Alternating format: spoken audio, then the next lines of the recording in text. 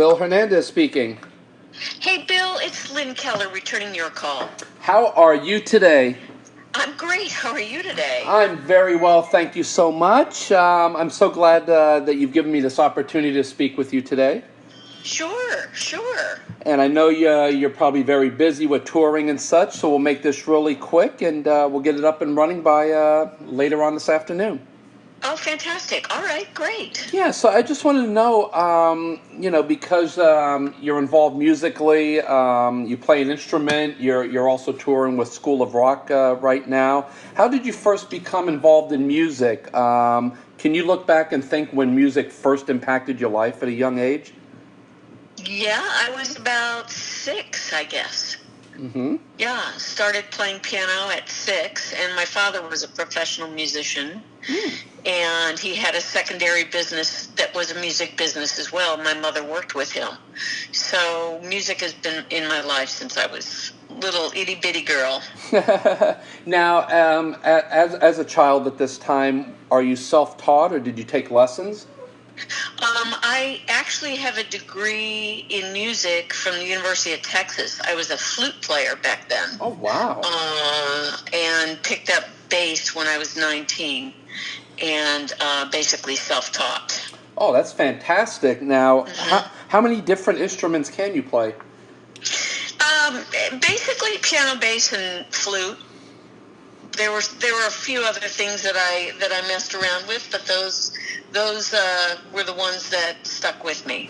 Mainly bass. That's the one that's provided my living for many years. Yeah. Now, for School of Rock, are you limited to just one instrument, or do you play all three? No, I don't play all three, actually, ever. Piano I use for writing, and flute I will play just for my own enjoyment every once in a while. But as a professional bass player, that's all I do. I can do synth bass if I need, but School of Rock is an electric bass book, and so that's what I play. Now, do you prefer personally to play, let's say, an electric bass or stand-up? Electric. Electric, huh? Yeah, I think it's a lot easier to carry around through the airports too. Well, that's true. Now, looking back when you were a kid, who were some of the musical influences that caught your ear and your heart at the same time? Gosh, there were all kinds of different people. My growing up musically was very eclectic. Whether it was jazz stuff, whether it was, Oscar Peterson or Sammy Davis Jr. or Frank Sinatra, Billy May, and then, going forward, in high school, whatnot, I was a nut about the band Chicago and the band Genesis, and those were some of the first musical influences that kind of ended up steering me into eventually being a bass player. Now, during School of Rock, do you have any backing vocals or anything that you do, or are you just strictly a player? Yeah, usually in the pit, nobody sings, so the vocals come from the stage. Okay. Yeah. Now, can you take us in like a typical day in the life of a bass player touring with School of Rock?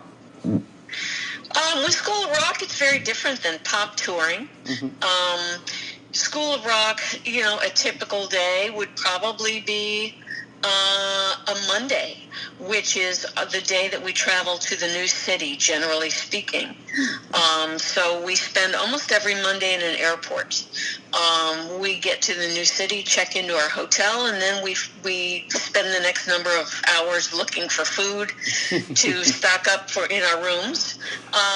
Then on Tuesdays we have some time to ourselves, but then we are preparing for sound check and then the opening night performance. So that's pretty general. Yeah, I think it's pretty good, though, that you actually arrive a couple of days before the actual opening night, so you can kind of settle in a little bit and get a lay of the land. Yeah, it's usually only one day before the opening night. West Palm is a little different, although we're opening with a matinee as opposed to an opening night. Yes. Now, I understand that for the opener that they are offering a free child's ticket with an adult ticket purchase. Is that true?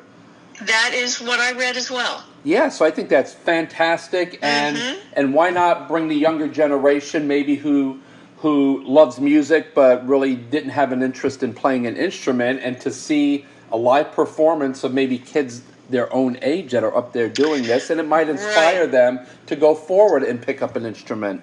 Well, I'll tell you the truth. A lot of the kids in the show, as kids that are younger than they are right now, they went and saw School of Rock on Broadway and loved it and decided that's what they were going to do, and they learned their instrument at that time so that they could come and audition for those roles. And some of them have gotten those roles, which is awesome.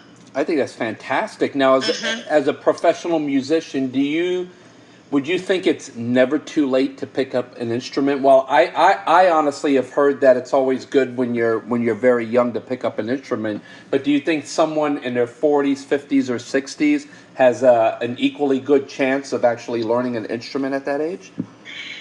I would assume someone could learn the instrument at that age. I wouldn't pursue being a professional at that age. Sure. But I don't see why they couldn't learn. In fact, one of my students is the parent of one of the kids that's in our show. Oh, wow. And it's great. It's great. It's really nice to see all ages open their minds to music. It's wonderful. I totally agree. Absolutely. And so you mentioned one of your students. So you also teach as well? Yeah, I teach. I have about 5 students, 5 kids I'm teaching bass to on the road, or 4 kids and 1 parent. Oh, that's fantastic. See, I was right. You can learn at any age. That's awesome. You can, absolutely. I don't know about me. I think I'm in a rut. I've had a guitar for over 20 years. I come home, I pick it up at least a half hour a day, just exercises or whatever. But for me, it's not actually learning a song. It's just therapeutic. There's just something about hitting the strings and making sounds and stuff. And for me, that's enough. Well, you know what? Even as a pro player, it's therapeutic for me as well. I think so. You know, I love sitting down in the pit, and I have those few hours I just focus and listen to the voices on the stage, and watch the conductor and just and make some real heartfelt music. It's a good thing. That's fantastic. I think you're living a dream job. It's pretty awesome. Yeah, that's great. So once you're done touring with School of Rock, do you have anything coming up? I have some other things that are in the works right now. Yes. Okay, nothing concrete that we can talk about. Nothing concrete. I have my own signature bass line through MTD, Michael Tobias Design, and that's certainly something that occupies some time. Working on marketing and sales for my bass. Oh, that's fantastic. Is there a link to a website? It would be MTD, I believe. I should know. It's mtd.com. Okay. Or actually, while I have you here, I can look it up exactly. Yeah, it's mtdbase.com. All right, fantastic. Well, definitely people will hear this and know to go there and check out your signature bass line. And, of course, we will also put it within the article as well. Oh, that's fantastic. I really appreciate it. Now, is this going to be a print article, or is this something that's going on your website? It's going on rockbandreviews.com. We'll actually, we can do it 2 ways. We can either type out the interview, or we can let people listen to it. So while they're driving to work, they can just listen through their Bluetooth, or however you like to do it. That's great. I went on your site yesterday, and I saw that you interviewed my former boss, Diana Ross. I was her bass player for about 10 years. That is just amazing. Yeah. So I loved, what you had said, and, it was great.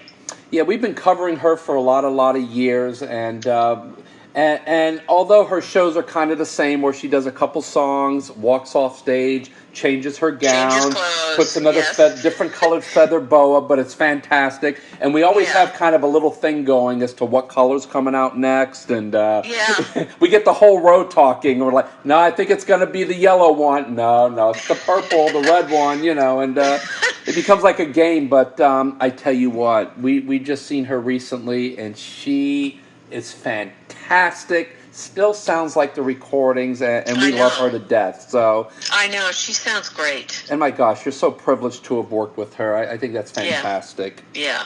Yeah. Absolutely. All right, wonderful. So we're going to get this turned around as soon as possible. And since I have Sure. your number, I will text you the link so you can look at it. If you need to make changes, add anything, take anything away, I'm flexible. You're the boss. Okay. Well, just just put in the right not email, but the right website address for MTD.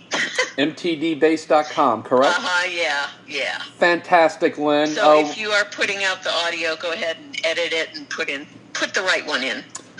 We shall, Lynn. And again, thank you so Great. much for taking time out of your busy schedule. We're looking forward to the performance. We'll be there for the opener. And Well, great. Put your, be sure to come out, down to the pit and say hello. Most definitely. I'd love to meet you. Yeah, That'd they'll usually take us back like an hour before and kind of give us a tour and everything. And Okay. and I'll be sure to come by and say hello. Please do. That'd be awesome. We'll do. Safe travels to you and your companions on the road, and we look forward to seeing you soon. All right. Thanks so much. Bye bye, dear. All right. Bye bye.